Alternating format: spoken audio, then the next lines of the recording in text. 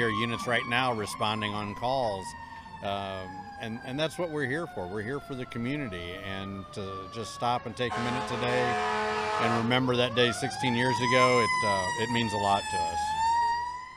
Public safety now faces more threats than we ever have before.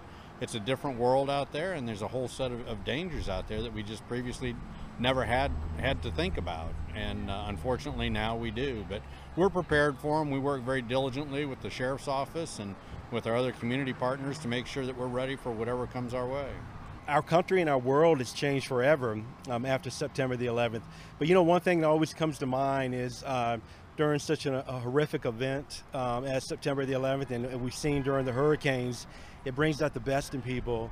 And you know, as I mentioned earlier today, there's a fire that burns in all of us, a desire that no terrorist act or no natural disaster can ever extinguish. And we galvanize and come together. And humanity was on display on September the 11th, just like it was in Houston, and like you'll see with any other event that comes up in the future. We're going to come together and we get through it together. The Stafford County Sheriff's Office and Stafford County Fire and Rescue, we share that common goal of serving our community. We deeply care about the people that live in our community and those who visit, and we're going to do our very best to keep them safe. Did training change a lot after September 11th for you guys? A deputy coming in now, do they go through a lot of different things than say you did?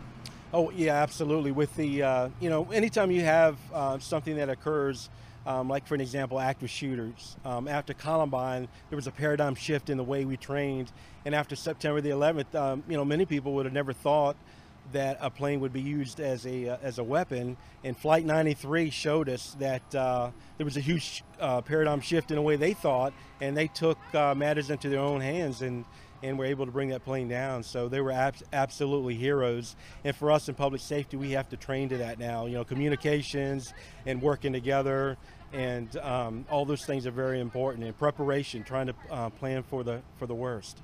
How about you, Chief? With fire and rescue, did that change a lot, the training? The mission of the fire service has evolved over the years. When I first got into the fire service 30 years ago, we were just starting to get into hazardous materials, and then it became technical rescue, and that's kind of evolved further into you know, additional specialties. But even more so in the last 15 years after 9/11, now we're looking at anti-terrorism. As the sheriff mentioned, with active shooters, now we're doing a lot more with tactical emergency care and being able to get paramedics and EMTs and folks in to those scenes as quickly as possible to make the biggest difference that we can. So absolutely, and it's going to continue to change for us over the next couple of years as well.